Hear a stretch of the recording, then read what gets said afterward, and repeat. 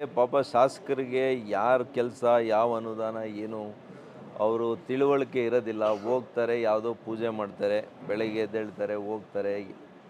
ಅದ್ರದ್ದೇನು ನಮಗೇನು ಅವರೇ ಮಾಡ್ಕೊಂಡು ಈಗ ಅನೇಕ ಕೆಲಸಗಳನ್ನ ಉದ್ಘಾಟನೆ ಪಾಪ ಜಿಲ್ಲಾ ಉಸ್ತುವಾರಿ ಇದ್ದಂಥ ಸುಧಾಕರ್ ಮಾಡಿಲ್ವಾ? ಈ ಶಾಸಕರು ಮಾಡಿಲ್ವಾ? ನಾನು ಮಾಡಿರೋ ಕೆಲಸಗಳನ್ನ ಅವರೇ ಉದ್ಘಾಟನೆ ಮಾಡೋ. ನಾನು ಹೆಸರಿಗೆ ನಾನು ಯಾವಾಗಲೂ ಕೂಡ ತಲೆ ಕೆಡ್ಸ್ಕೊಳೋನಲ್ಲ. ನಾನು ಸಾಕ್ಷಿ ಗುಡ್ಡೆ ಬಿಡಬೇಕಷ್ಟೇ. ಇಲ್ಲ, ನಿಲ್ಸೋಕ್ಕಾಗಲ್ಲ, ಅವರು ನಿಲ್ಸೋಕ್ಕಾಗಲ್ಲ, ಯಾರೂ ನಿಲ್ಸೋಕ್ಕಾಗಲ್ಲ.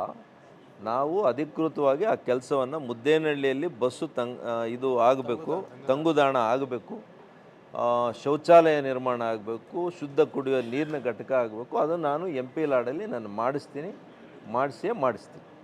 ಅದರಲ್ಲಿ ಯಾರೂ ಅಡ್ಡ ಬರೋಕ್ಕಾಗಲ್ಲ.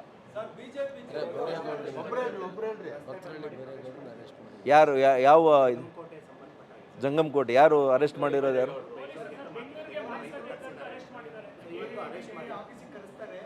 ನೋಡಿ, ಜಂಗಮಕೋಟೆ ಪ್ರದೇಶದ್ದು ನಿಜವಾಗಲೂ ರೈತರ ಮೇಲೆ ಭಾಳಷ್ಟು ಗದಪ್ರಹಾರ ನಡೆದಿದೆ.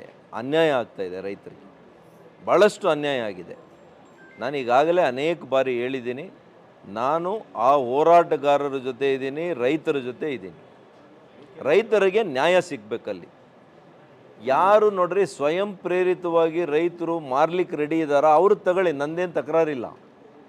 ಆದರೆ ಯಾರು ಕೊಡ್ಲಿಕ್ಕೆ ತಯಾರಿಲ್ಲ, ನಾವು ಆ ಕೃಷಿಯನ್ನೇ ನಂಬಿ ಬದುಕ್ತಾ ಇದ್ದೀವಿ, ಆ ಕೃಷಿ ಜಮೀನೇ ನಮ್ಗೆ ಆಧಾರ ಅನ್ನುವಂಥ ರೈತರಿಗೆ ದಯವಿಟ್ಟು ನೀವು ಒಕ್ಕಲೆಬ್ಸುವಂಥ ಕೆಲಸ ಮಾಡಬೇಡಿ.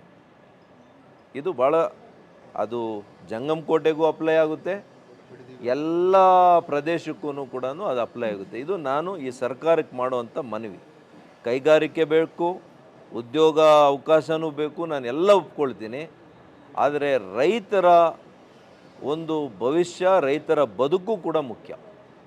ಇದನ್ನು ಒಂದು ಸಮತೋಲನದ ಒಂದು ಆಡಳಿತದ ವೈಖರಿ ನೀತಿಯನ್ನು ಸರ್ಕಾರ ರೂಢಿಸಬೇಕು ಅಂತೇಳಿ ನಾನು ಸರ್ಕಾರಕ್ಕೆ ಆಗ್ರಹವನ್ನು ಮಾಡ್ತೇನೆ. ಮುದ್ದೇನಹಳ್ಳಿಯಲ್ಲಿ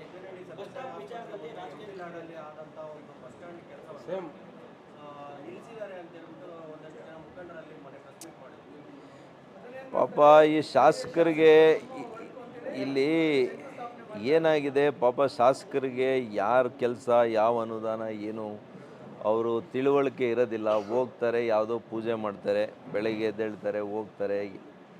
ಅದ್ರದ್ದೇನು ನಮಗೇನು ಅವರೇ ಮಾಡ್ಕೊಂಡು ಈಗ ಅನೇಕ ಕೆಲಸಗಳನ್ನ ಉದ್ಘಾಟನೆ ಪಾಪ ಜಿಲ್ಲಾ ಉಸ್ತುವಾರಿ ಇದ್ದಂಥ ಸುಧಾಕರ್ ಮಾಡಿಲ್ವಾ?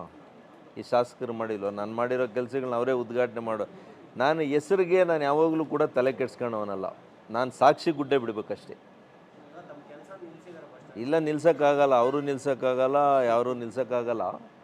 ನಾವು ಅಧಿಕೃತವಾಗಿ ಆ ಕೆಲಸವನ್ನು ಮುದ್ದೇನಹಳ್ಳಿಯಲ್ಲಿ ಬಸ್ಸು ಇದು ಆಗಬೇಕು, ತಂಗುದಾಣ ಆಗಬೇಕು, ಶೌಚಾಲಯ ನಿರ್ಮಾಣ ಆಗಬೇಕು, ಶುದ್ಧ ಕುಡಿಯುವ ನೀರಿನ ಘಟಕ ಆಗಬೇಕು. ಅದು ನಾನು MP ಲಾಡಲ್ಲಿ ನಾನು ಮಾಡಿಸ್ತೀನಿ, ಮಾಡಿಸ್ತೀನಿ. ಅದರಲ್ಲಿ ಯಾರೂ ಅಡ್ಡ ಬರೋಕ್ಕಾಗಲ್ಲ.